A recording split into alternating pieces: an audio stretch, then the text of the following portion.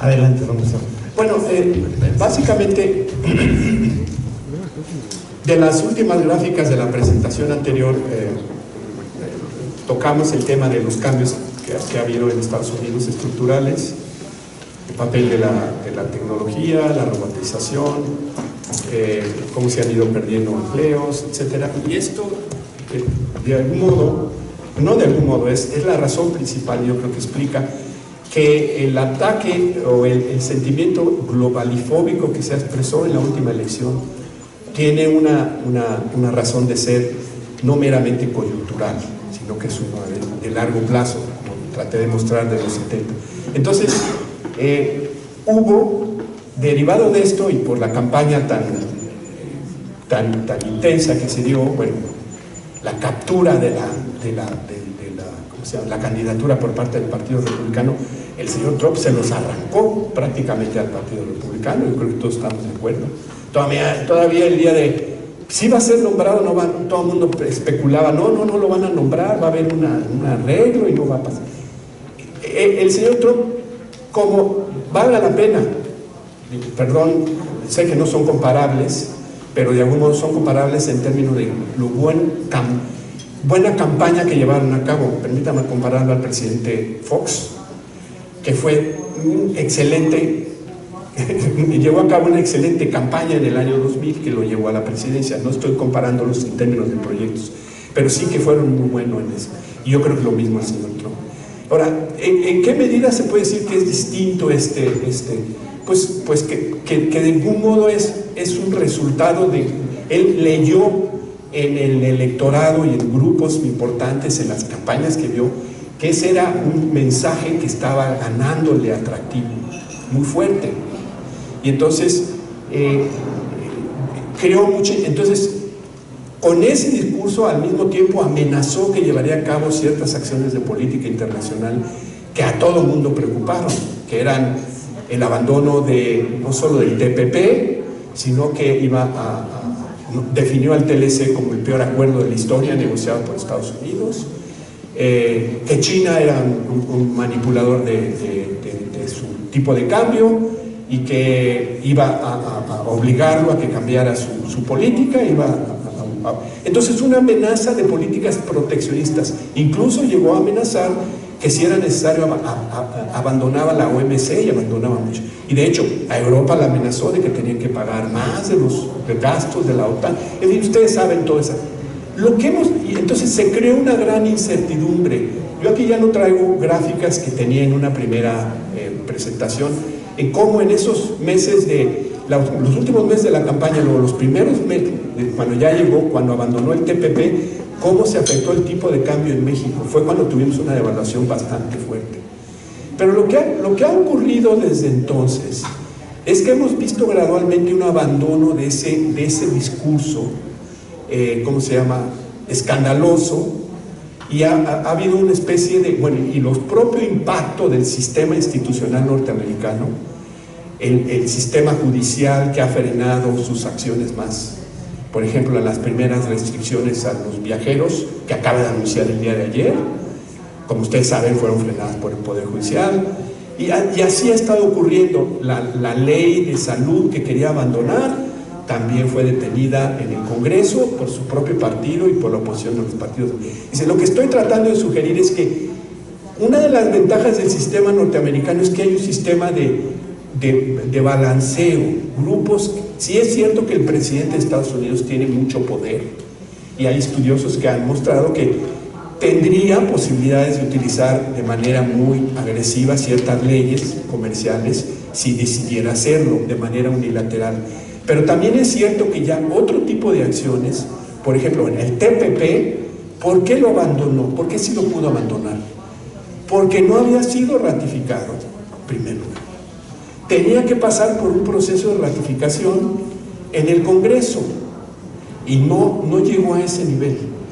Si ese acuerdo hubiera sido ratificado por el Congreso, hubiera sido muy difícil para Trump decirme salgo, porque aquí el debate es, ¿puede él solito salirse de un acuerdo que una vez que ya lo firmó y pasó por el Congreso, puede abandonarlo o requiere autorización del Congreso? Yo lo que les diría es, mi opinión, y yo basada en otros, creo que aquí va a haber colegas norteamericanos que van a presentar también un tema sobre esto, creo que mi opinión es, el Congreso tendría que tener algo que decir y no podría simple y llanamente abandonar al TLC, me refiero en este caso, no al TPP, porque el TPP no había sido ratificado, entonces pudo hacer. Pero entonces, el discurso se ha abandonado y lo que hemos visto es que hay un gradual influjo y grupos de estados de la Unión Americana que han empezado a organizarse, gobernadores, etcétera, que han empezado a mostrarle, a decirle, a insistirle, a presionarlo para que reconozca la importancia de este acuerdo. Y entonces yo creo que él finalmente ha entendido que ante la ausencia de un TPP y ante la necesidad de que Estados Unidos tenga un papel importante con todo lo que él cree, ha empezado a decir, bueno, voy a tener que ajustarme a los términos legales, institucionales y constitucionales que me limitan mi autoridad. Y yo, si quiero tener un acuerdo, pues voy a negociar y a renegociar. Entonces, lo que estoy tratando de decir es que la incertidumbre que tuvimos de un año, creo que ya se resolvió, aparentemente se resolvió. Todavía en abril, como ustedes recuerdan, anunció que iba a separarse del TLC, pero luego al día siguiente dijo, no, siempre no, etc. Pero a partir de ahí se ha seguido a pie juntillas el procedimiento que marca la ley de promoción comercial de Estados Unidos. 90 días de advertencia, solicitud de consultas con el Congreso, la presentación de todos los objetivos que va a llevar a cabo en la negociación, todo lo ha seguido a pie juntillas. Y entonces eso me lleva a mí a iniciar diciendo que parecería que ya tenemos una especie de acuerdo, en principio, sobre qué es lo que queremos negociar. Y probablemente estos sean los temas que van a estar incluidos dentro de la negociación. De hecho, están siendo negociados ya. Entonces, es unos temas en que se ha dicho que son para profundizar al TLC y otros temas que son para adicionar. ¿Por qué? ¿Por qué? Bueno, en primer lugar, se reconoce, pese a lo que dijo el señor Trump, que el TLC es una institución, es un acuerdo internacional que obliga a Estados Unidos. Está entronizado, fue pasado por una ley y de alguna manera está en vigor. Es cierto que hay una cláusula que dice que puede salirse, pero con todo y eso, para salirse tendría que seguirse todo un procedimiento legal. Entonces, se llegó a la conclusión, y todos sus asesores, con Lighthizer, el grupo que podríamos denominar gente avesada que entiende cómo funciona el sistema internacional, lo han ido presionando para que entienda que este acuerdo es muy importante y que puede servir, si se negocia bien, puede servir para que no solo Estados Unidos logre sus objetivos, sino que también pueda servir como un modelo para que otros países se unan en otra serie, porque él ha hablado de que quiere negociar acuerdos bilaterales. Entonces, el TPP era un modelo. Hasta antes de llegar a Trump, déjenme decirles, en México y Estados Unidos y en Canadá ya habíamos llegado a la conclusión durante 10 años que el TLC necesitaba ser revisado. ¿Por qué?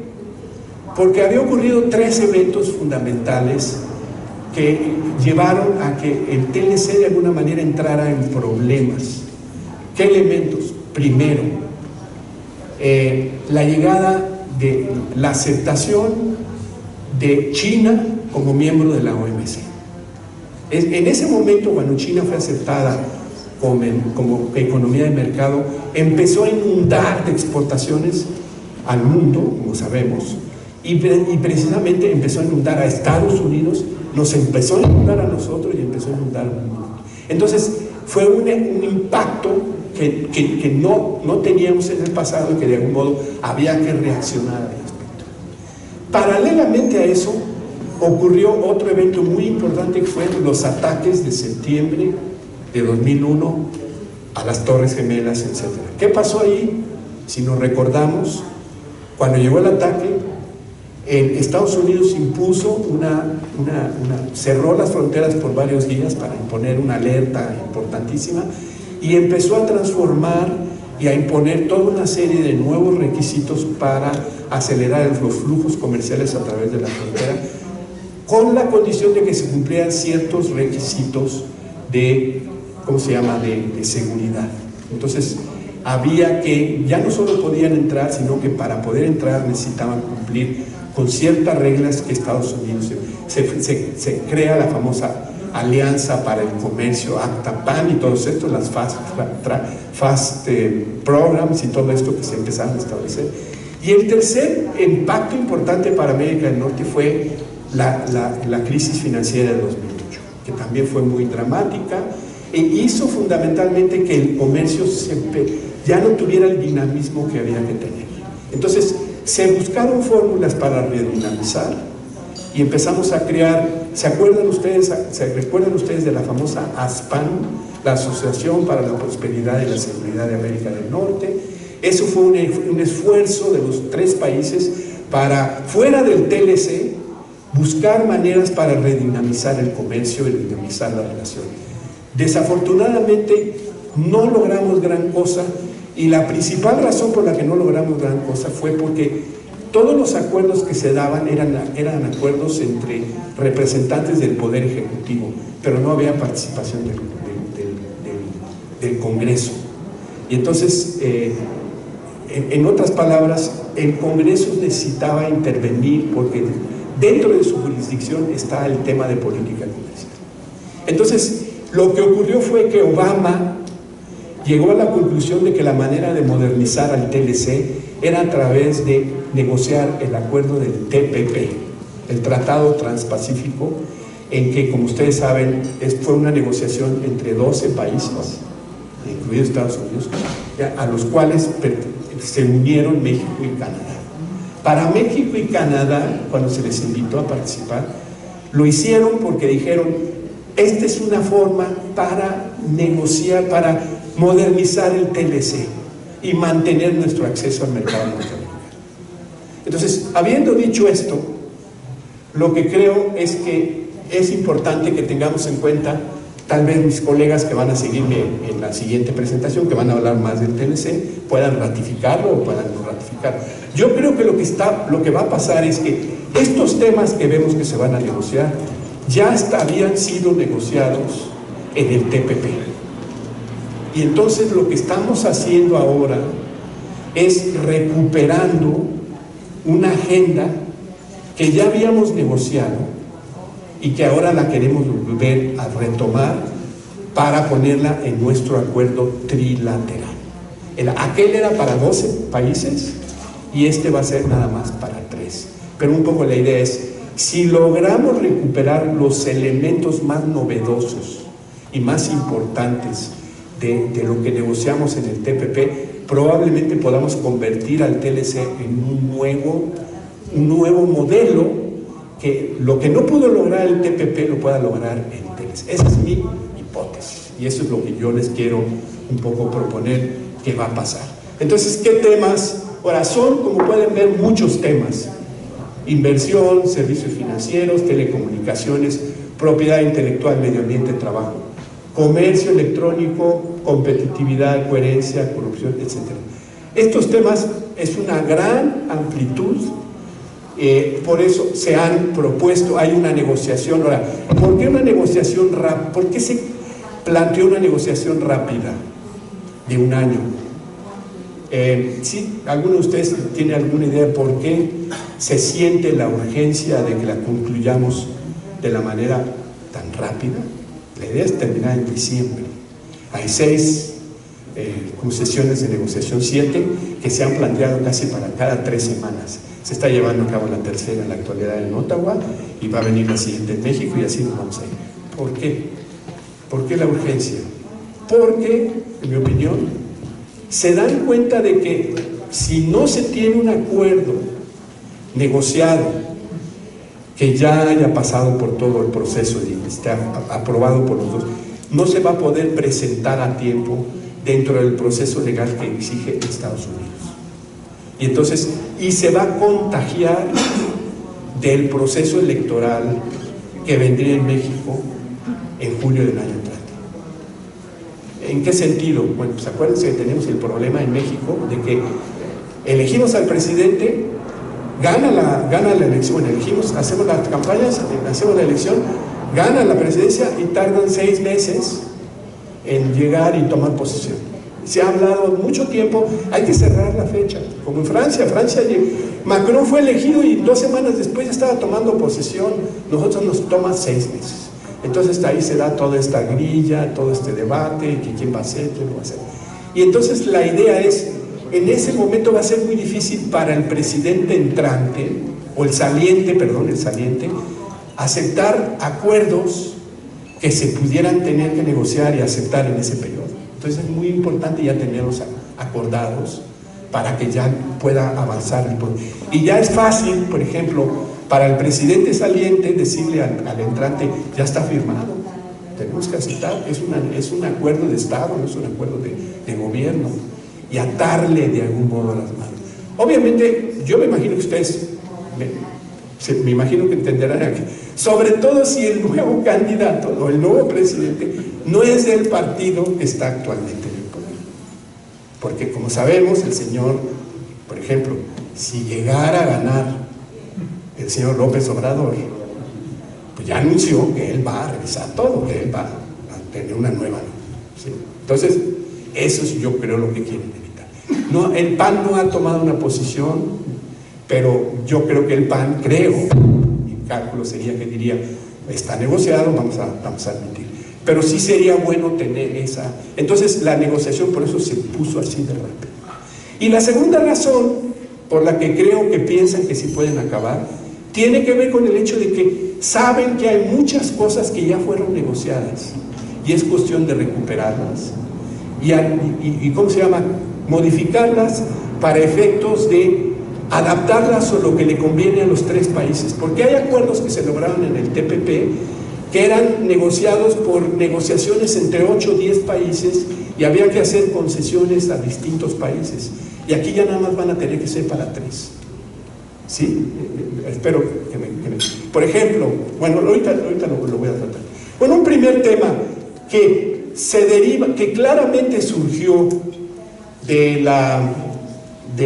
los objetivos que presentó Lighthizer, el representante comercial de Estados Unidos, al Congreso. Uno de los objetivos que destacó de todos los que presentó, además de los que dije, es que el objetivo del acuerdo es reducir el déficit comercial de Estados Unidos. Que es la primera vez que en una ley, en una propuesta de una negociación de un tratado, se ha hecho tan enfáticamente. Y esto ha llevado a que muchos digan, nos van a obligar a obligarnos a que reduzcamos voluntariamente nuestras exportaciones. Entonces yo diría que esta noción de que el déficit comercial debe ser atribuido a México, bueno, México es uno de los culpables, es una exageración. Por ejemplo, el comercio de mercancías en América del Norte representa solamente el 20% del total mundial, pero el déficit de Estados Unidos, realmente México no es el que lo produce. Aquí, como pueden ver, en términos de dineros concretos, el déficit mayor es con China. Nosotros, de hecho, somos de los 5 que ha señalado el señor Trump, somos el que son menos de 8% del déficit, de algún modo. Es, para dar una idea, 8.6, 47 el resto del mundo, 26 China y 8, 9 Alemania y Japón. Entonces no es México. Ahora, hay otro elemento importante, hay que tomar en cuenta este hecho. México y Estados Unidos comercian por cada minuto $1 millón. Y hay 4.9 millones de empleos netos en Estados Unidos que dependen del comercio de México. Aquí ya esta cifra resta la pérdida, porque normalmente los detractores del TLC hablan siempre de los empleos perdidos, pero no descuentan los que se ganaron. Y aquí sí lo que hice yo en la gráfica es descontar los perdidos atribuidos al TLC, y hay todavía un remanente favorable para el TLC de 4.9. Uno de cada 29 trabajadores tiene un empleo que depende de alguna medida del comercio con México. Bueno, esto es todavía más importante, yo me imagino que interesante para ustedes. Es el hecho de que México se encuentra entre los 10 principales destinos de exportaciones de 46 estados de Estados Unidos. Es el primer destino para 4: Texas, California, Arizona y Nuevo México. Texas exporta a México 89,000 millones de dólares anuales. California creo que 46, 48,000 y así va. Y piensen que cada proporción de exportaciones representa cierto número de empleos, es lo que explican los salarios. Pero no solo eso, estamos dentro de los 3 principales receptores de exportaciones de 30 estados de la Unión Americana más. Y de 5, el quinto lugar de 6 y dentro del top 10 de 6 estados más. Aquí están los estados: Arizona, California, Nuevo México, Texas. Top 3, ahí nomás les pongo un número, incluyen muchos más: Arkansas, Colorado, etc. Entonces, somos un socio comercial esencial para Estados Unidos, en pocas palabras. Que cada dólar que Estados Unidos importa de América Latina, 60 y tantos centavos son exportaciones mexicanas. Entonces, ahora, algo importante, ya desde hace tiempo la OMC y la OECD venían arguyendo que el cálculo de los déficits comerciales estaban mal hechos, que lo que había que hacer no se debe de medir en términos de valor de bienes exportados. Por ejemplo, se suman, ¿cuántos? Pues México tiene 80,000, sí, pero de eso tú, ¿cuánto agregaste valor el país que está recibiendo bienes de México? Es lo que han sugerido la OMC y la OECD. Todo lo que hacen son cálculos más sofisticados, y lo que están tratando de decir es que cada bien que México importa de Estados Unidos, cada bien que México exporta a Estados Unidos, 40% del valor agregado son insumos norteamericanos. Es decir, la teoría de la OECD y la OMC es que eso habría que descontarlo, no habría que verlo como algo de México, es un insumo, porque es una producción compartida. Entonces, si tú añades eso como si fuera una exportación de México, pues estás calculando mal y no estás atribuyéndonos más. Por ejemplo, de cada exportación, creo que los insumos de los productos chinos son 5%, y de India creo que como 8%, México 40%, de Canadá 25%. ¿Por qué? Porque en Norteamérica tenemos cadenas globales, regionales de valor, en que estamos los 3 países produciendo e integrando productos. Eso es lo que hay que decirle, entender al señor Trump, y yo creo que va a acabarlo de entender. Para dar un ejemplo, el sector automotriz. El sector automotriz, un solo ejemplo, los Honda CR-V que se construyen en Jalisco provienen el 70% de insumos importados de Estados Unidos y Canadá. ¿Esto cómo lo calculas? ¿Como una exportación de México? Pues digo, vámonos viendo bien. Sobre todo lo importante es que eso que yo estamos importando y lo estamos metiendo a la CR-V son productos que tus trabajadores hicieron en ciertas empresas y que en estas cadenas nos estamos beneficiando mutuamente, nosotros y ustedes también, y no lo veas como que yo te estoy quitando algo. Ese es un poco. Entonces, el valor agregado representa 40 de los bienes finales exportados, y una parte importante de lo que gastan en bienes mexicanos beneficia a las compañías y empresas y trabajadores. Entonces, yo digo que esta realidad es la que está impulsando la negociación. La gente que la está impulsando le está señalando al señor. Esto es lo que tenemos que cuidar y tenemos que mejorar. Es cierto que nosotros necesitamos incrementar más exportaciones, pero al mismo tiempo pues podemos hacerlo de tal manera que no necesariamente tengamos que afectar a los otros socios. Entonces, el primer tema vinculado al anterior, me dijo el señor Barak que yo tocara 30, 40 centavos, ya me estoy excediendo. 10 minutos, me voy a acelerar. Lo que hago en la presentación se las dejo. Es tocar los temas que yo creo que pueden ser los más importantes para que el TLC se vuelva un modelo que posteriormente pueda ser utilizado como un modelo para negociar otros acuerdos bilaterales o regionales.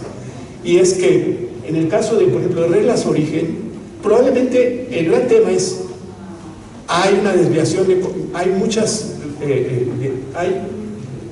México está siendo utilizado como una plataforma, hay que fortalecerla, hay que mejorarlas.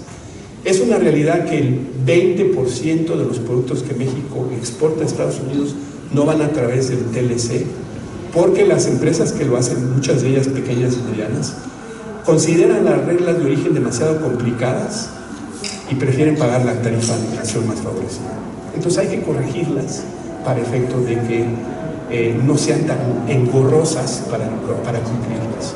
Y entonces lo que quiere el señor Trump es, quiere el señor Trump es reformular las reglas de origen que obliguen a que haya mayor producción regional y que no estemos importando demasiados productos, insumos de otras regiones, que se genere más empleo.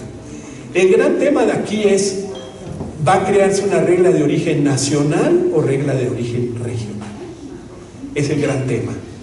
Si el señor Trump insistiera en que la regla tiene que ser que haya una mayor proporción de valor agregado, de contenido regional en Estados Unidos que México y Canadá, prácticamente está obligando a México y Canadá a decir, no negocie este acuerdo, porque no hay ningún acuerdo comercial que se negocie con base a reglas de origen nacionales, tienen que ser regionales, que le den a las partes que están ahí la misma posibilidad Entonces, tendría que pensarse en una posibilidad de que sean reglas de origen, en que se mejoren las reglas, no sean tan engorrosas, pero que de algún modo, por ejemplo, sí puedan generar quizá un mayor contenido regional. Habría que analizarlo, no hay que cerrarnos a esa posibilidad, ¿por qué no? Pero tomando en cuenta de que si son demasiado exigentes, probablemente entonces ya no vamos a ser tan atractivos como región, no va a haber tanta inversión, y si somos demasiado liberales, pues tampoco va a haber, porque no vamos a ser atractivos. Entonces tiene que ser un balanceo muy fino, y yo creo que por ejemplo, en el TPP, la regla de origen que se escogió para el sector automotriz fue 55%. La actual que tenemos en el TLC es 62.5%. Pero lo que pasa es que en la del TPP no se consideraba el rastreo, que es una regla que se hay en el TLC.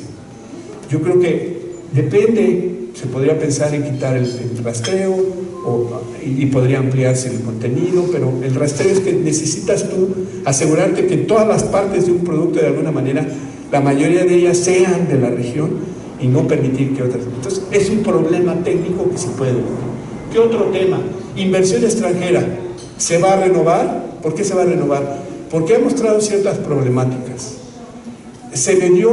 Dimos un sistema de protección a los inversionistas extranjeros que fue el primero de un acuerdo regional. En ese momento el TLC fue un modelo, porque estableció un modelo de protección a la inversión muy interesante, que yo creo que explica parte de por qué fuimos tan atractivos para la inversión extranjera.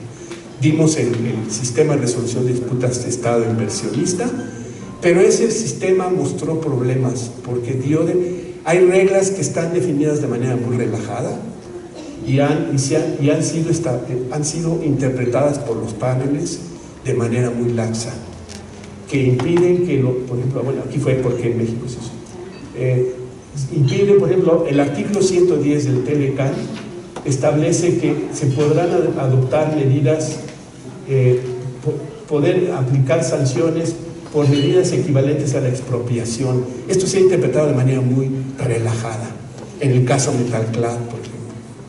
Entonces, cuando nosotros en el caso Metalclad se impidió que continuara el depósito que se había creado, porque un ejido había señalado que se estaba afectando los mantos acuíferos, que no se podía llevar a cabo eso. Entonces se cerró, se impidió que se construyera o que se siguiera con la construcción.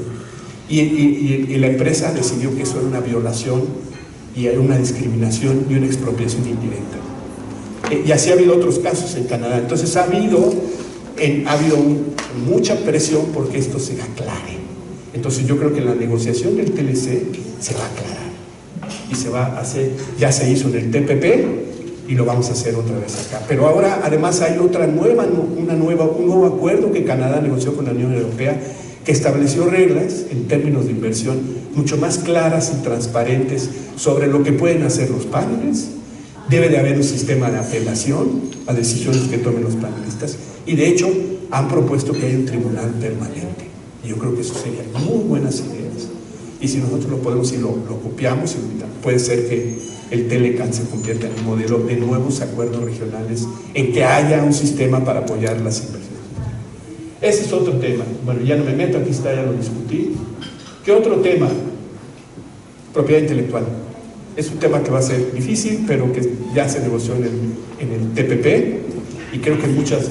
¿Qué en concreto? Ya reconocimos en el TPP, por ejemplo, el tema de organismos genéticamente modificados. No son nocivos. Este es un gran debate. Los europeos están convencidos. En el TTIP, que es este acuerdo que está negociando la Unión Europea y Estados Unidos, que está ahorita frenado, no está cancelado, está frenado, es uno de los grandes temas. Los europeos no quieren liberar comercio de bienes genéticamente modificados. En América del Norte, Canadá, México, Estados Unidos, ya llegamos a la conclusión de que esos organismos no tienen efectos nocivos. Si ya lo acordamos, pues vamos a volverlo a meter en el acuerdo y ya. Y aunque hay gente que no le guste, que piense que científicamente no está demostrado que tenga ningún efecto nocivo. Ya lo aceptamos. Denominaciones de origen a nosotros nos conviene, porque luego nos vuelan mucho de los tequilas, todas las cosas. Necesitamos que haya un reconocimiento de denominación. Y protección de marcas y patentes se necesitan fortalecer. Yo creo que la gran disputa será medicamentos. ¿Cuál es el plazo para proteger las patentes de medicamentos? Estados Unidos en el TPP quería 12 años y finalmente se acordó 8. Y yo creo que se puede recuperar esa regla de 8 años y sería benéfico para nosotros. Pero en fin, laborales y ambientales, hay 2 acuerdos paralelos en el Telecan. Lo que vamos a tener que hacer es admitir obligaciones más precisas dentro del nuevo acuerdo y no como acuerdos paralelos. Vamos a tener que adaptar y aceptar estándares laborales más estrictos México, y yo creo que es buena noticia para nosotros. Nosotros no queremos que se siga que los sindicatos, estos cochupos que realmente no protegen nada, son pura corruptela. Necesitamos reglas más claras que se observen. Ya hay una reforma laboral que está en ciernes, está a punto de implementarse, y yo creo que con base a ella podemos empezar a tener un sistema laboral más eficiente y reglas más claras. En medio ambiente también, bueno, pues tendría que crearse energía, pues este es otro tema. Energía, hay que empalmar la reforma energética que se hizo con las obligaciones del acuerdo. Fundamentalmente, los grandes temas van a ser, en mi opinión, ¿por qué es importante? Porque América del Norte va a ser una región que va a ser competitivísima en unos pocos años. Vamos a ser superavitarios en gas natural y entonces podemos crear una región muy competitiva. México obviamente necesita acelerar el proceso de explotación de hidrocarburos que tenemos en aguas profundas, en muchos niveles, y yo creo que se puede empalmar. El gran tema, por ejemplo, va a ser cláusula de proporcionalidad que hay entre Canadá y Estados Unidos, que obligan a Canadá a darle la misma cantidad de petróleo en caso de crisis. Canadá, ya se me acabó el tiempo. Creo que se puede empalmar la reforma con el TLC, no creo que debe haber problemas. Energías verdes pueden llegar a ser un problema.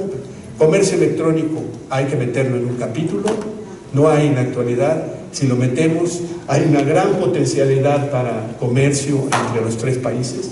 En México el valor del mercado de comercio electrónico ha crecido 24,000 millones de pesos a 257,000. Hay un potencial mercado que necesitamos aprovechar, pero necesitamos un capítulo sobre comercio electrónico. Esos son los principios que deberían de tener el capítulo, y ya se los dejo ahí. Y luego facilitación de comercio. Es un gran tema que también creo que puede llegar a hacer que facilitemos. ¿Qué necesitamos para facilitar comercio? Por ejemplo, que hay una iniciativa de un diputado de Texas de que el Banco de América del Norte, el BADAN, el Nadbank pueda cambiar su mandato para invertir en crear nuevos puertos que puedan cruzar la frontera y para crear ductos también. Hasta ahora solamente para ayudar a depósitos de agua, para mejorar el medio ambiente. Está la iniciativa. Yo creo que México debería colgarse de eso y decir, estamos de acuerdo. Porque como sabemos, en nuestros sistemas fiscal no le permite a los estados del país generar sus propios recursos que pudieran invertir. Entonces, si ese banco pudiéramos ponerlo a generar eso, sería una ventaja para los tres países. Y si no, pues alianzas privadas, públicas de inversión, yo creo que también se podría generar. Gracias.